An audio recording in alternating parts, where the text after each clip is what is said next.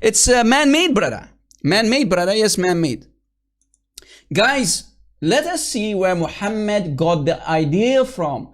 Remember, Muhammad always steal the stories. Muhammad always plagiarized from books before Islam, right? They're used to circle around many books, many medical books. And Muhammad, because he was working for Khadija, the richest woman, the #1 woman of Mecca, he used to work for her as a merchant, so he had access to many books. He was the #1 guy working for the #1 woman, his wife, Khadija. So he had access to many books, and Waraqah ibn Nawfal was translating. Can happen. So guys, refresh, please, and give me one if you hear me. Refresh. Refresh, guys.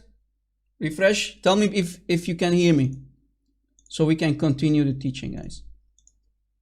Yeah, we lost connection for a second. It is what it is. It will always happen, guys. Okay, let us continue. Sorry for that. It's out of our hands. So let us see where Muhammad got the idea from, that you have first something called the bones, like this, and then the bones are covered by flesh. So we just proved to you that it's false. Quran is man-made, Muhammad is fake prophet. But let us see where Muhammad plagiarized this from. Here, from this guy.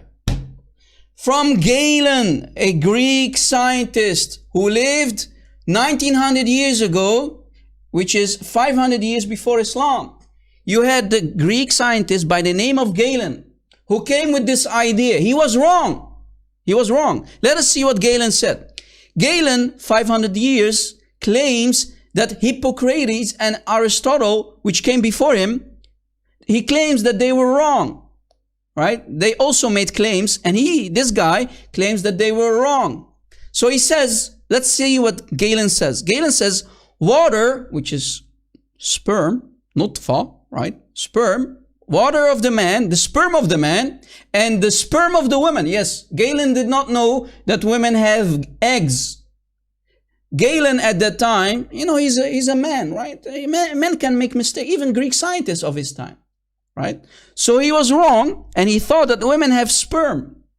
This is this Galen here. So Muhammad got it from him, and Muhammad also was wrong in the Quran, right? Remember, nutfa. So because Muhammad thinks that women have sperm like men, gushing out from the necklace area, right? The necklace area of the woman and the backbone of the man. Lord have mercy.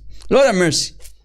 This is God. This is God. Muslims, if you claim that Allah is God, that means Galen himself is God, because Muhammad got it from him.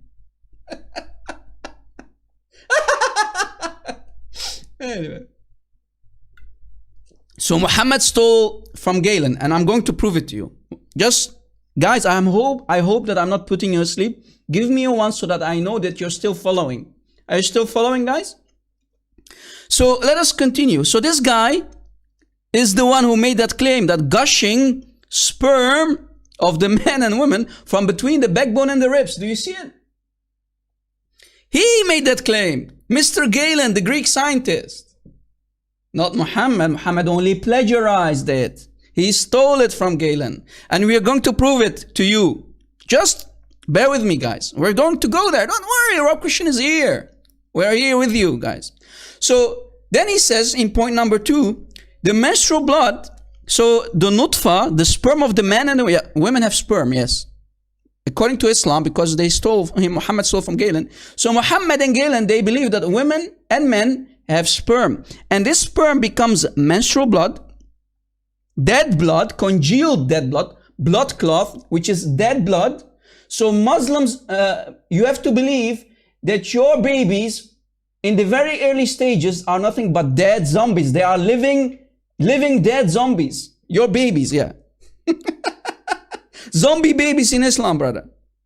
Zombies? Yes, zombies. Because how can you make from something which is dead, which is dead blood clot, how can it become alive? Only in Islam, brother. Galen was wrong. I mean, this guy was wrong. He thought, he was wrong.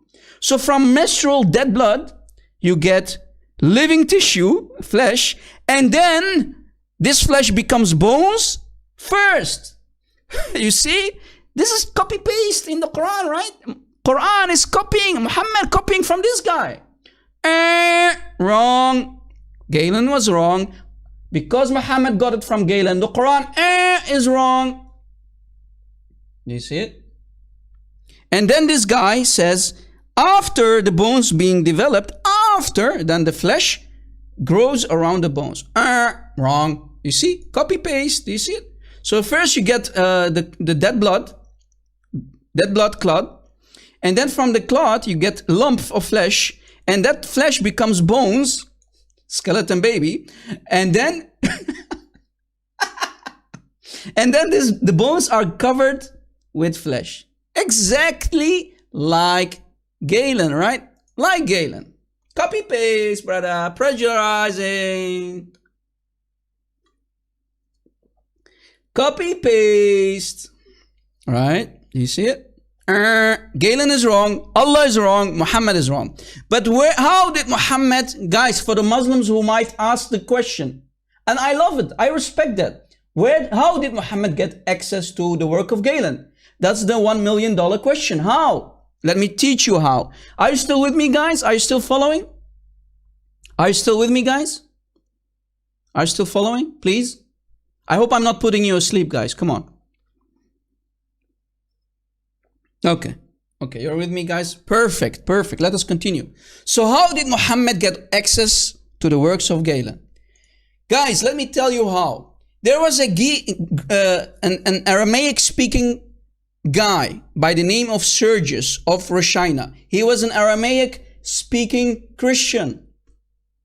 An Aramaic-speaking Christian who translated 26 books, about 26 books that were written by Galen, right? This guy here. So Sergius of Rashina was translating the Greek into Aramaic. Do you see? This is Aramaic in the 6th century. Do you see it? Before Islam, before Muhammad. Do you see? This is Aramaic writing. So Greek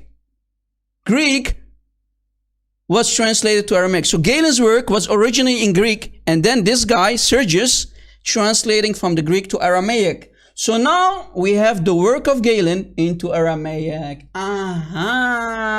Does it ring a bell? Waraqah bin Nawfal, does it ring a bell? Yes, it does ring a bell. Others like Waraqah bin Nawfal? Yes, others like Waraqah bin Nawfal. Watch, guys, watch.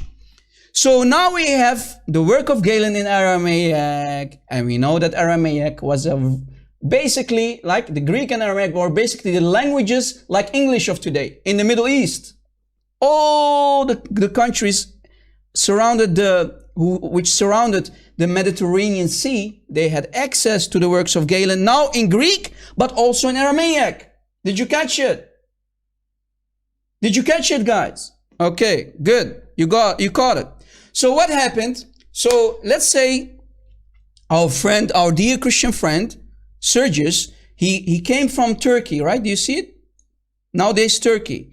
He lived here in Turkey, and unfortunately, there were many misconceptions, how the church at that time separated, and they believed that Nestorians were heretics, which is, by the way, not true, right? It's not true.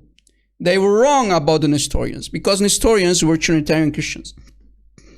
Like, let's say, today we have the Assyrian church. By the way, guys, I'm not an Orthodox or a follower of, I'm a Christian, guys, okay? I don't follow any denomination. I'm simply a Christian, a follower of Christ. I don't follow denominations. But you had this guy who was being persecuted along the Nestorians, who were considered at that time to be heretics, but they were not heretics. They were actually true Trinitarians. Anyway, I don't want to go too much off topic, but this Sergius, who lived in Turkey, he moved with his family and he took his translated work of Galen with him to Persia. Do you see it? So he goes to Persia. In other words, let me type it in the chat. Sergius took his family together with him, plus his translated work with him from Turkey, nowadays Turkey, to Persia. Did you catch it? Did you catch it, guys? Are you with me? Are you there? Are you there, guys? So we have the Aramaic translated work of Galen, now in Persia. Do you see it? So Sergius and his translation, including Galen's work, he took it with him and he went to Persia. Right? All right. Now you see how, right? How it will end up in the hands of Muhammad. Watch. So there was a medical school in Persia, in the area called, or city called, Jundi Shapur. There was a medical school in the city called Jundi Shapur. So Galen's work, now translated into Aramaic by Sergius, reached this school, this university in Jundi Shapur in the 6th century. Did you catch it? So here, the work of Galen is started to be taught from in the Aramaic. Does it ring a bell, guys? Bam! All right? Okay, so as you see, many people have been graduating in this Jundi Shapur medical school.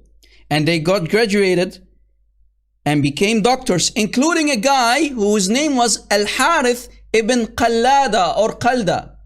Right? Al-Harith ibn Qallada or Qalda. This guy, this name that you see here. This guy became a doctor. He learned from the books of Galen, which were wrong, by the way, as we showed you, right? Now what happens next? This Al-Harith ibn Qallada, who studied medicine in the same school and read what Galen said about the embryology stages, what did he do? After graduation, look what happened. This Al-Harith ibn Qallada goes to Mecca.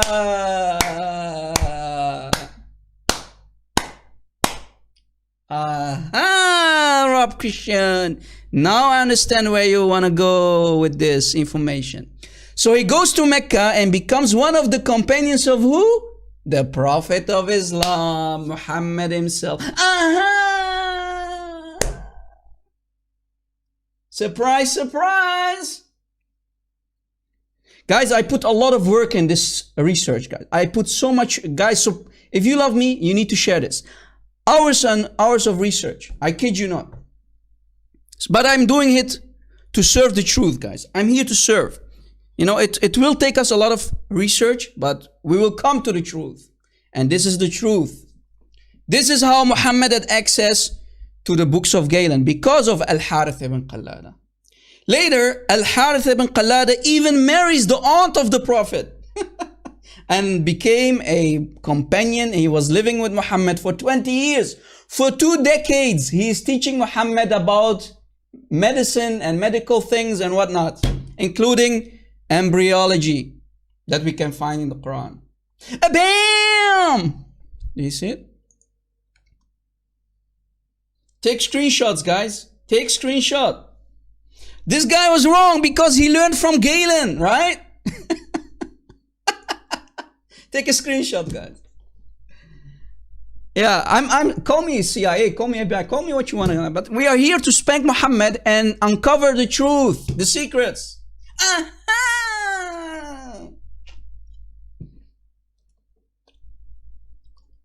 So guys, in other words, if Muhammad is a prophet, then Galen is a better prophet because Muhammad got it from him.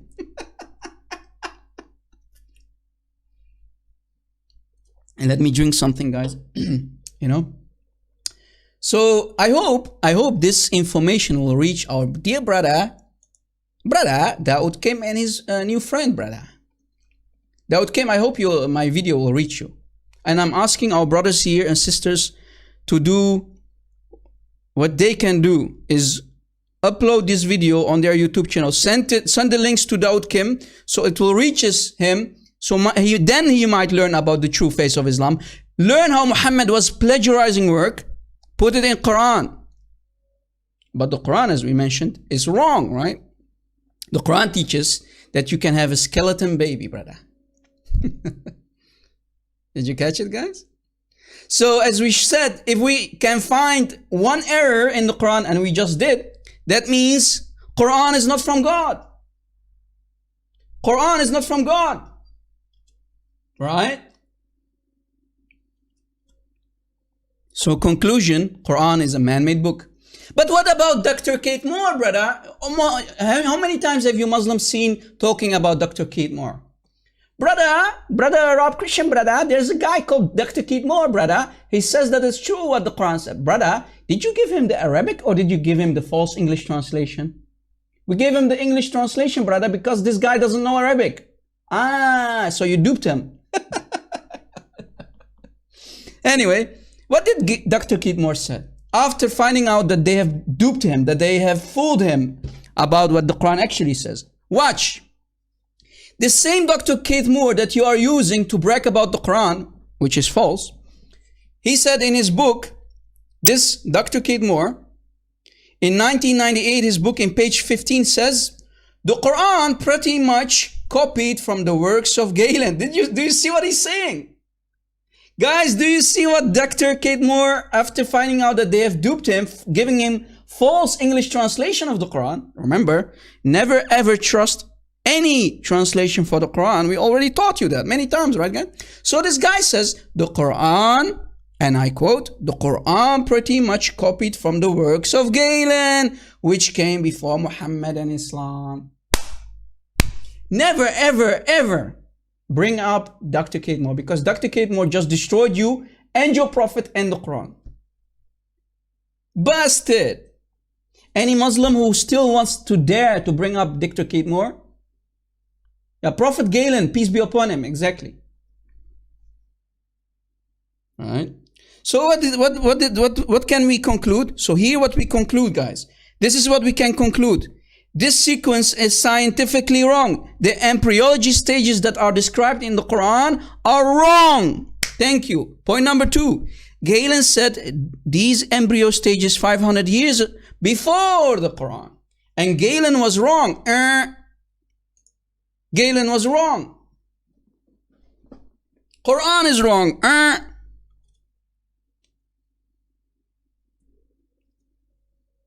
Guys, take a screenshot. Help me to help you. Take a screenshot. Use it in your debates. Whenever a Muslim mentions Dr. Kate Moore, take a screenshot. Right? So Sergius is the one who is responsible for delivering the work of Galen, translated from Greek to Aramaic. And then, you know, this whole circle comes to Mecca, brother. Exactly, brother. Exactly, brother. So let us go back. Nasser, yeah, call me, Nasser. I would love to talk to you live on air. Let us start. Dare you, I challenge you to bring me a single religion, put Islam to a side, that glorifies Jesus like we do. Dare you, I challenge you to bring me a single religion, put Islam to a side, that glorifies Jesus like we do. Did you hear what he said? Let me scroll back. Guys, I can't stop playing this video. You know, I mean, I really played this video like more than 10 times already. But, you know, this is a really big bust.